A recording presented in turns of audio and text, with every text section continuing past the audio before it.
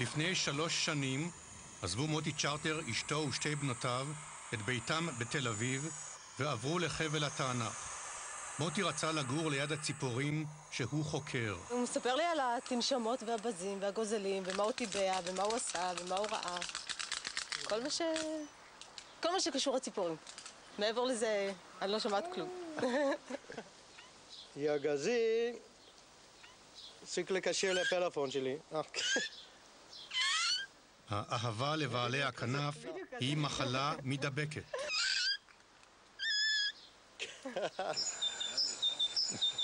זה יגזי.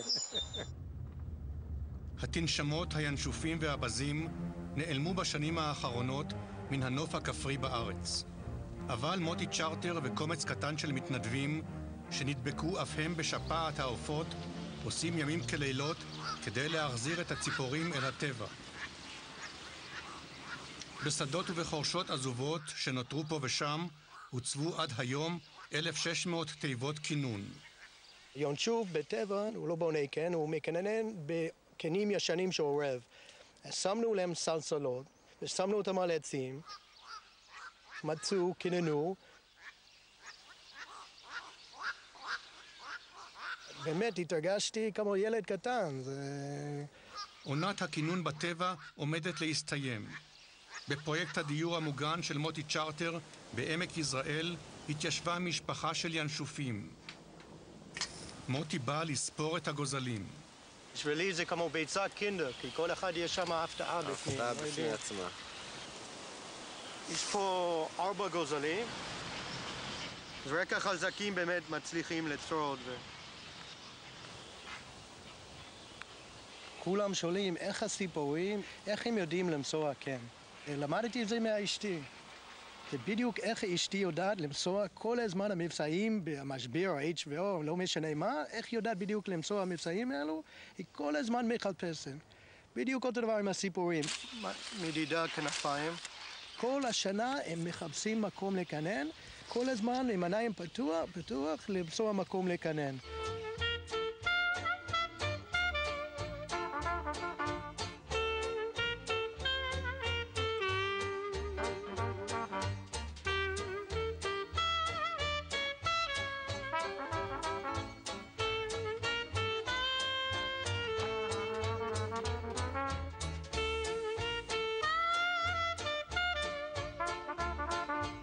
מה אומרים עליו בקיבוץ?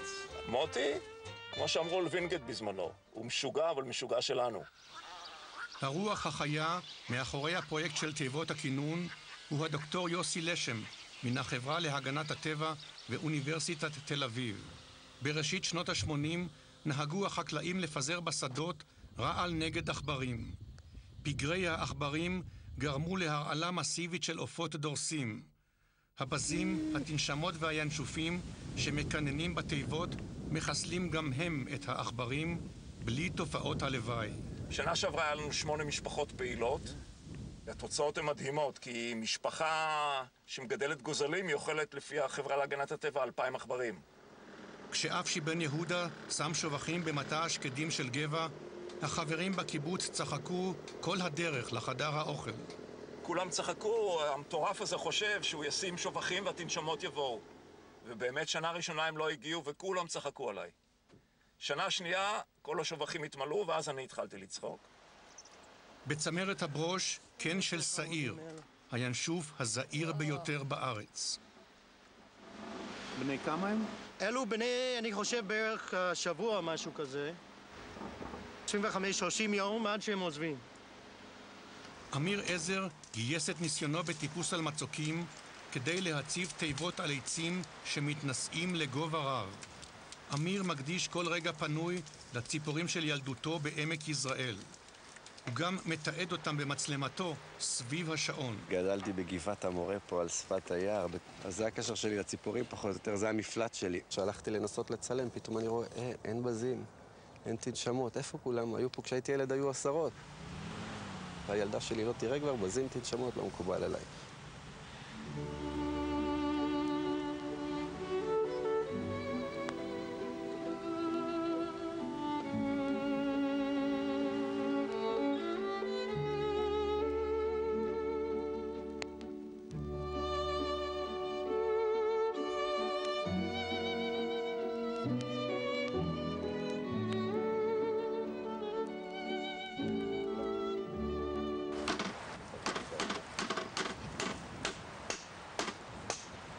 אמיר עזר הוא נגד בחיל הים. כל מי שמכיר אותי, מפקדים שלי וכאלה, אחרי שבוע מקסימום, שבועיים, אומרים לי, אמיר, מה אתה עושה כאן? זה לא שייך.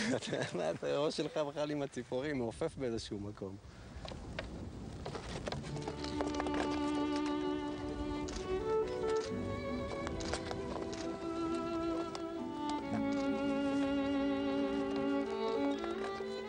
גוזלי התנשמת נבדקים ונשקלים ביד אוהבת. 355 גרם.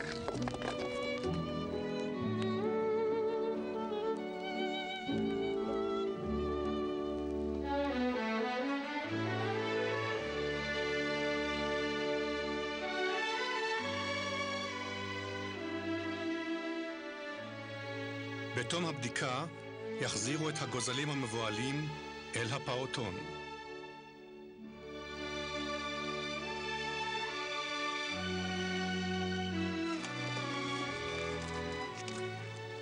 מה שפה במיוחד בדורסי לילה, ינשופים ותנשמות, זה גם המסתוריות שלהם, מה שהם גם בעולם מסמלים חוכמה.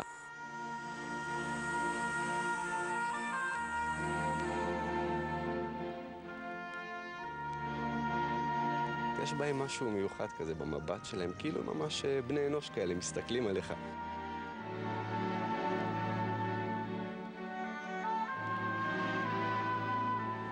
השמועה על תיבות הכינון עשתה לה כנפיים. איתן הדוק, צלם ועיתונאי לענייני טבע ומדע, בא במיוחד מצרפת לראות את הפלא במו עיניו. זה ממש חממה ודוגמה לאיך בני אדם ובעלי חיים יכולים לחיות ביחד, להתקיים ביחד על אותו משאב, להתחלק בו ואפילו לזרום לאותו כיוון. הרמוניה. את תיבות הכינון בונים במושב רמון מארגזי תחמושת ישנים שתרמה לפרויקט התעשייה הצבאית. פעם היה משהו של מלחמה, עכשיו אנחנו הופכים את זה למשהו לשמירת טבע. זה סיפור בלתי רגיל. גם שי הלוי ממושב רמון הצטרף לחיל הישע של מוטי. ביוזמתו נתלו ברמון 160 תיבות כינון. שי ומוטי באו להציץ בקן של הירגזי, ציפור שיר זעירה.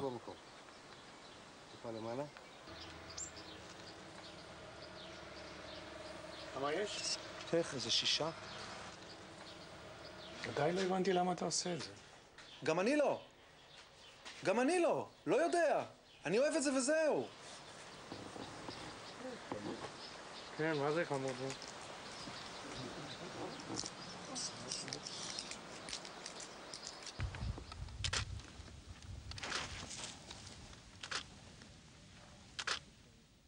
אני מאוד מקווה היום לתפוס בלילה רגע שבו נקבה מביאה את הנברן או את האוכל לתנשמות הקטנות על התיבה.